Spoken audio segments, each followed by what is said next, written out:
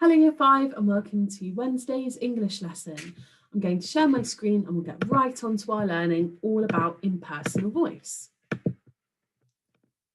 So our LO is to investigate an impersonal voice, and our steps to success are: I can understand how to argue, I can construct a sentence using impersonal voice, I can understand the purpose of showing 2 points of view. And we learned about points of view yesterday.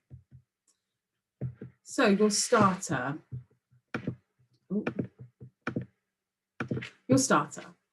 Can you tick where a pair of brackets should be inserted into the sentence below? Everyone in the team, even Zach and Alex, had managed to get to the match on time. You need to tick 2 letters to show where they should be. And obviously if it's not on the team, so you can just put 2 fingers on or point to which one you think it would be. Well done if you said B and C.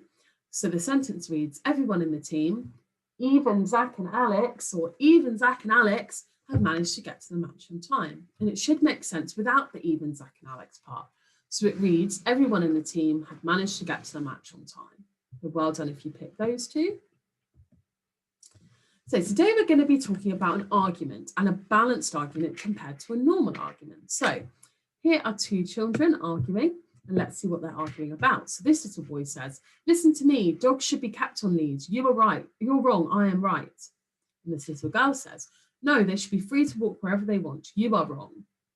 Now, this is an unbalanced argument because neither of them are listening to each other and they're saying you're wrong and I'm right. And that is not how a balanced argument works. They're talking about their own opinion, not about the opinions of scientists or teachers or adults or children or a group of people. So, if the topic was children should not be allowed to watch TV, even if you don't agree with the topic, even if you think, well, I think they should be allowed to watch TV. I'm a child, I want to watch TV. In a balanced argument, you can't just say, well, you're silly, you got it wrong. You're weird, why would you not let us watch TV? You have to speak about it in a balanced argument way. Imagine that you are just commenting on the argument. You're not involved in the argument, you're just giving both sides. You can't just tell someone they are wrong. You need to consider both sides and take an impersonal voice, which means that you're not talking about your own opinion, you're talking about other people's opinion. Your opinion is expressed at the end in the conclusion. So I don't want to see next week when we're writing our arguments, people going, well, you're wrong, I'm right, this is all the only argument you should listen to. In a balanced argument, we talk about 2 sides and we have to be impersonal. Don't let it get to you. So let's see which one is impersonal. I hate broccoli and people who like it are horrible people. Some children really like broccoli because it is nutritious. Well done if you said the second one is impersonal. We're not letting our own opinion control how we speak. This one is talking about I, and this one is talking about some children. So we're talking about a group. Hate is a very strong word. We've said we obviously don't need to say things like I hate or this is silly. And people who like it are horrible people. Well, that's just being mean now, isn't it? We're talking about an argument and commenting on it. And this one gives some example for why they like it, because it's nutritious. It gives some evidence. We need to use formal language. And here's a little word map we're going to be looking at. Useful words and phrases. Here are some useful words and phrases to help you write your argument. Firstly, consequently, in consequence, since, though, despite this. So we've got lots of formal language which we can use to explain our arguments nicely, not saying you're wrong, I'm right.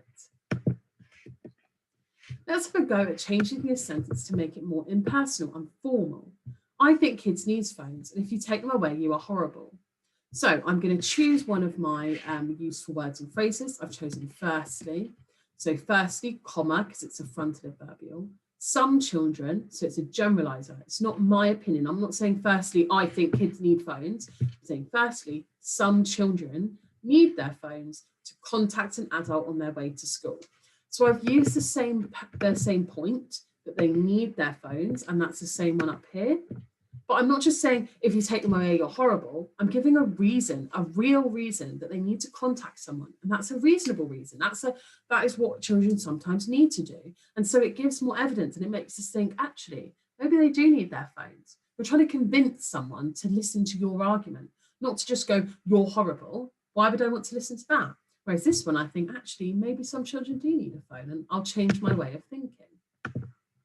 So we've added one of our formal fronted adverbials. We've added a generalizer, some children, or you could say some adults, or whatever topic you're talking about. And I've changed kids to children because it's the more formal word. Need their phones to contact an adult for a reason.